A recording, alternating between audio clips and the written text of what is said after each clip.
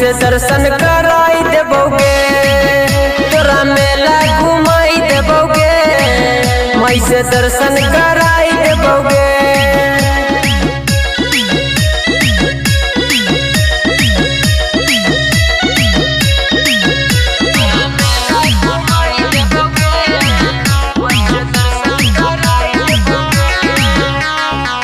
नवरात्र के लागल है मेला, तोरा के हम घुमाइबोगे, लाले लाले चुनरिया माइले, तोरा के हम किनइबोगे।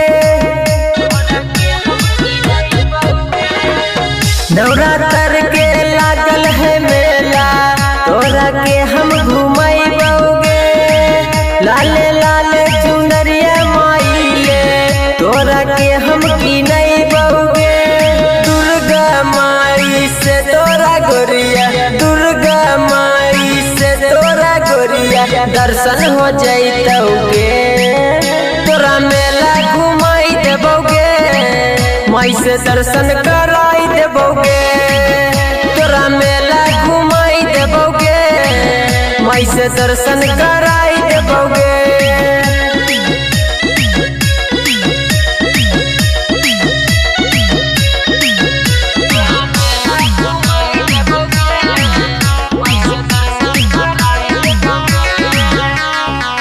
पकरी बर्मा में लागल है मेला, तोरा के हम घुमाइबोगे, चंदन होटल में ले जाके तोरा चाट छोला खिलाइबोगे।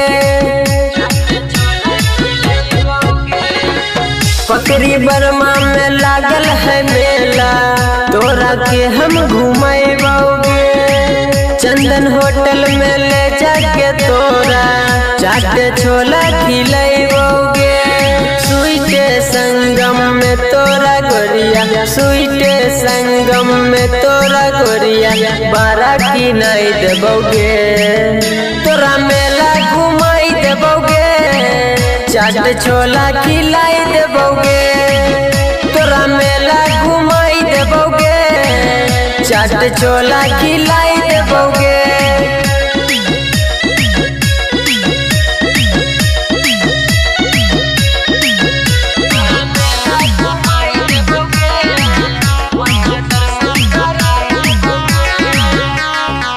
बरसा के काली जी गोरिया, तोरा के हम देखइबोगे, बगले में हौ घर चोरवारा, तोरा के हम ले जइबोगे।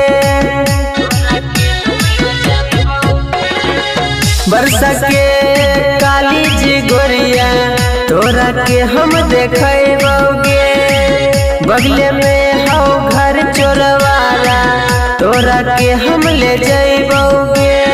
राइटर राहुल महेश से तोरा, आयुष राकेश आकाश गोरिया तोरा मिलाई देबोगे, तोरा मेला घुमाई देबोगे, माई से दर्शन कराई देबोगे, तोरा मेला घुमाई देबोगे, माई से दर्शन कराई देबोगे। स्टूडियो पखरी वार्मा।